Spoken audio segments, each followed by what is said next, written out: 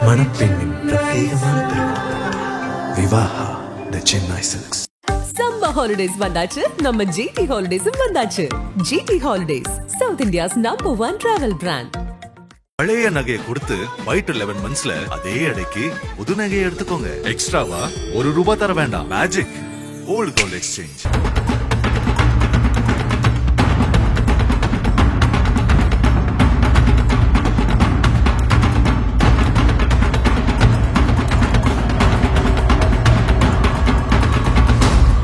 சிவகங்கை மாவட்டம் திருப்புவனம் அருகே உள்ள மடப்புரம் பத்ரகாளியம்மன் கோவிலில் தற்காலிக காவலாளியாக பணியாற்றி வந்த 29 வயதான அஜித்குமார் என்பவர் காவல்துறை விசாரணையின் போது உயிரிழந்த சம்பவம் தமிழகத்தில் பெரும் அதிர்வலைகளை ஏற்படுத்தியுள்ளது. மானாமதுரை காவல் துணை கண்காணிப்பாளர் உத்தரவின் பேரில் கோவிலுக்கு தரிசனத்திற்கு வந்த நிகிதா என்ற பெண்ணின் காரில் இருந்து 10 பவுண்ட் தங்க நகை மற்றும் ₹2500 பணம் திருடப்பட்டது தொடர்பாக விசாரணை மேற்கொள்ளப்பட்டது. ஜூன் 27 அன்று நிகிதா மற்றும் அவரது தாய் சிவகாமி ஆகியோர் கோயிலுக்கு தரிசனத்திற்காக வந்தபோது காரை பார்க்கிங் செய்ய உதவுமாறு அஜித்குமாரிடம் கேட்டனர். அஜித்குமார் காரை ஓட்டத் தெரியாது என கூறி வேறு ஒருவரை பார்க்கிங் செய்ய சொன்னதாக தெரிவித்துள்ளார். ஆனால் தரிசனம் முடிந்து திரும்பிய போது காரின் பின் சீட்டில் வைக்கப்பட்டிருந்த நகை மற்றும் பணம் காணாமல் போனதாக நிகிதா புகார் அளித்தார். இதனைத் தொடர்ந்து திருப்புவனம் காவல் நிலையத்தில் வழக்கு பதிவு செய்யப்பட்டு அஜித்குமார் உள்ளிட்ட 5 பேரை காவல்துறையினர் விசாரணைக்கு அழைத்தனர். விசாரணையின் போது அஜித்குமார் காரை பார்க்கிங் செய்தவர் யார் என கேட்டபோது முதலில் சரவணன், பின்னர் அருண், பிறகு தினகரன் என மாறி மாறி 3 பெயர்களை குறிப்பிட்டுள்ளார். ஆனால் இவர்கள் யாரும் சம்பவத்தில் தொடர்பில்லை எனவும் காரின் சாவி அஜித்குமாரின் கட்டுப்பாட்டில் இருந்ததாகவும் விசாரணையில் தெரியவந்துள்ளது. இதையடுத்து அஜித்குமாரின் தம்பி நவீனையும் விசாரணைக்கு போலீசார் அழைத்துள்ளனர். அப்போது அஜித்குமார் நகைகளை கோவிலுக்கு பின்புறம் உள்ள மாட்டு கொட்டகையில் மறைத்து வைத்ததாக ஒப்புக்கொண்டதாக முதல் தகவல் அறிக்கையில் குறிப்பிடப்பட்டுள்ளது. ஆனால் காவல்துறையினர் அங்கு தேடிய போது நகைகள் கிடைக்கவில்லை. விசாரணையின் போது அஜித்குமார் தப்பி ஓட முயன்ற போது தவறி விழுந்ததாகவும் அதனால் அவருக்கு வலிப்பு ஏற்பட்டதாகவும் காவல்துறையின் முதல் தகவல் அறிக்கையில் தெரிவிக்கப்பட்டுள்ளது. உடனடியாக அவர் திருப்புவனம் அரசு மருத்துவமனைக்கு கொண்டு செல்லப்பட்டார். பின்னர் சிவகங்கை அரசு மருத்துவமனை மற்றும் மதுரை அரசு ராஜாஜி மருத்துவமனைக்கு மாற்றப்பட்டுள்ளார். ஆனால் வழியிலேயே அவர் உயிரிழந்து விட்டதாக மருத்துவர்கள் உறுதிப்படுத்தினர்.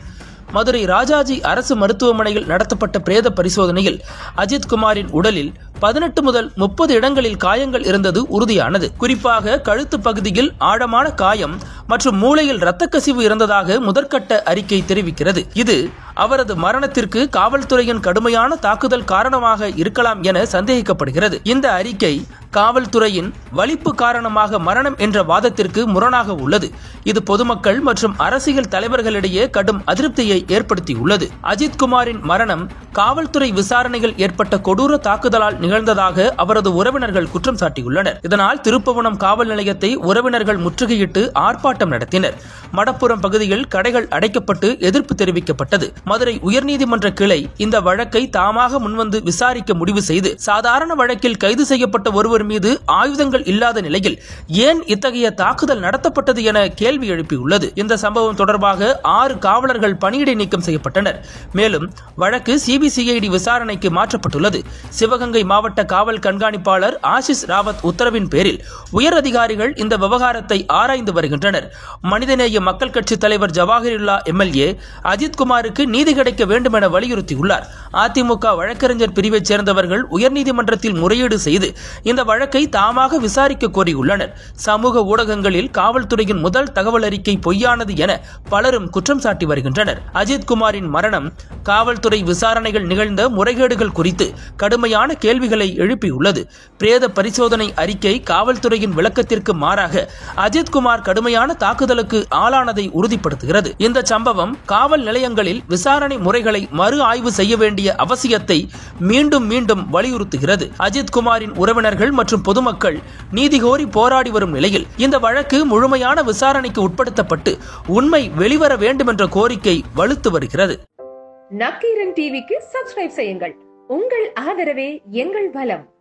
ஆசிரியர்களுக்கு நண்பனாகவும் மாணவர்களுக்கு ஆசானாகவும் திகழும் தேர்வு வழிகாட்டி. ஒவ்வொரு பாடத்திற்கும் அனுபவமிக்க ஆசிரியர்களின் துல்லியமான தெளிவான விடைகள். CNC இருக்கு, தேர்வு பயம் எதற்கு? இது தீரன் பப்ளிஷிங் ஹவுஸ் விற்பனை வெளியீடு.